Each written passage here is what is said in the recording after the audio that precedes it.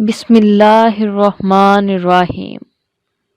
سیرت النبی حلیہ مبارک صلی اللہ علیہ وسلم۔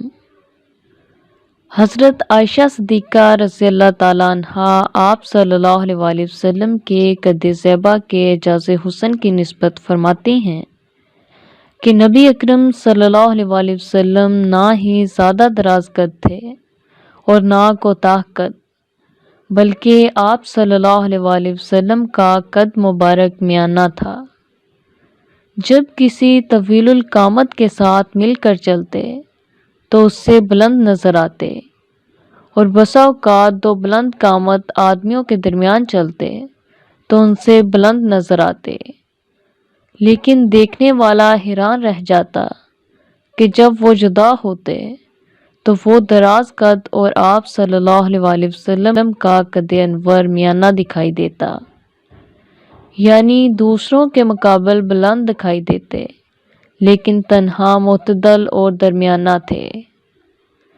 جابر بن سمرہ رضی اللہ تعالیٰ عنہ فرماتے ہیں، ایک رات چاند پورے جوبن پر تھا اور ادھر حضور صلی اللہ علیہ وسلم بھی تشریف فرما تھے۔ اس وقت حضور صلی اللہ علیہ وسلم سرخ داری دار چادر میں ملبوس تھے۔ اس رات کبھی میں رسول اللہ صلی اللہ علیہ وسلم کے حسن طلعت پر نظر ڈالتا تھا اور کبھی چمکتے ہوئے چاند پر، بس حضور صلی اللہ علیہ وسلم چاند سے کہیں زیادہ حسین لگ رہے تھے۔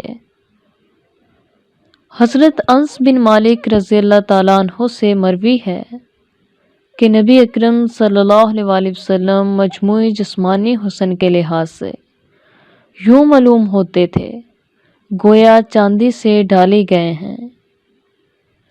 حضرت عائشہ صدیقہ رضی اللہ تعالیٰ عنہا سے روایت ہے کہ حبیب خدا صلی اللہ علیہ وسلم چہرہ اقدس کے لحاظ سے سب لوگوں سے زیادہ خوبصورت اور حسن و جمال اور رنگت کے اعتبار سے سب سے زیادہ نورانی چمک والے تھے۔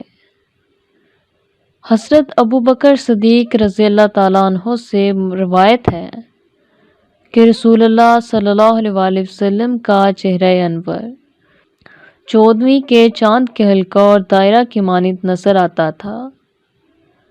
محمد بن عمار رضی اللہ تعالیٰ عنہ فرماتے ہیں کہ میں نے ربیع بنت معوذ رضی اللہ تعالیٰ عنہ سے عرض کیا کہ رسول معظم صلی اللہ علیہ وسلم کا حلیہ مبارک مجھے بیان فرمائیں، تو انہوں نے فرمایا، اے بیٹے، اگر تو آپ صلی اللہ علیہ وسلم کو دیکھتا تو تجھے یوں معلوم ہوتا جیسے سورج طلوع ہو رہا ہے۔ شکریہ۔